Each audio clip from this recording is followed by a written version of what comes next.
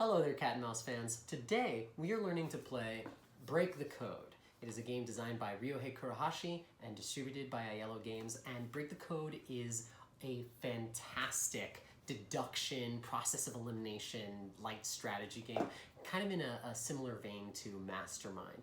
So there are actually two different ways to play Break the Code depending on the number of players you have. So if you have a two-player game, that's going to be a slightly different game than the 3- and 4-person version. For a two-player game, you and your opponent are facing off to determine each other's code.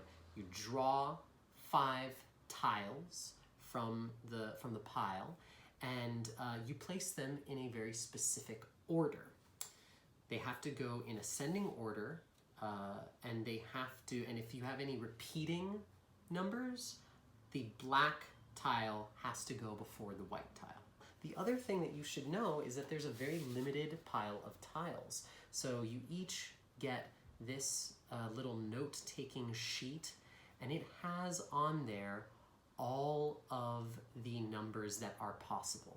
That's it. That's all there is. And nothing is repeated in terms of both number and color, right? Like there's only one black 4, there's only one white 4. The one exception to this rule are the 5s, which for some reason are both green. On your turn, you get to do one of 2 actions. The first action is to ask a question. And those questions are determined by 6 randomly drawn cards that are here before you. So there are questions that ask things like, what is the sum of your black numbers? Your opponent has to answer honestly, which in my case I have a black 4, a black 6, and a black 9. 19, doing some quick head arithmetic. So if they ask me, what is the sum of your black numbers? I say 19. Don't have to give any more or less information. And once that question is asked, the person who asked it gets to keep that card, and the board is replenished. There are questions about placement. So for example, if you are ever asking a question that says, where are your number 6 or number 7 tiles? You don't get to ask both. You have to choose one number before asking, but you get an option. So you can ask, where are your number 6 tiles? And in this case, again, I would have to say D is where my number 6 tile is. If I got asked, where are my number 4 tiles? I would have to answer B and C, and my opponent would know that I have both of those 4s. So you're keeping track of all of the information that you have gained on your note-taking sheet, and you just take turns asking questions back and forth until you're ready to take the second action, guessing the tiles. Now you have to get not only the numbers, but also their order and their color correct. You really want to be careful guessing, because the moment you make a guess, you're also giving information to your opponent. So that's how a 2-player game works. Now a 3- or 4-player game is going to be a little bit different. In a 3- or 4-player game, you are distributing all of the tiles. Each person gets 5 tiles in a 3-player game or 4 tiles in a 4-player game. And the goal in this case is to try and determine which tiles are left over.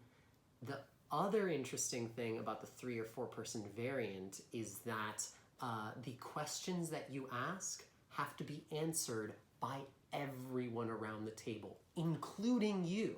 So when you're selecting questions, now there is an extra element of what is the question I can ask that will give me the most information without me revealing too much information about what's behind my screen. In a 3- or 4-person game, guessing is a little bit different. You only have one chance to guess. You write down what your guess is on your sheet, you keep it hidden, you peek. If you got the correct answer, then everyone else takes one more round. They have one more shot to guess or ask questions, and you must continue to answer the questions even though you already won. There may be more than one winner.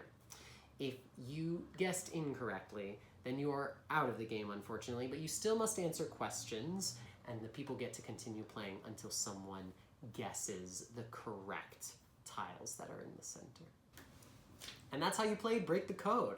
I love games like this. I love process of elimination, kind of deduction logic puzzles. And because there are different questions and you get to ask different questions every time, it becomes a different version of that same puzzle every time. So lots of replay value. The different variants both are excellent and just different enough from each other that you will have a blast playing this regardless if you're 2, 3, or 4 in your group. So this makes a fantastic family or friend game night.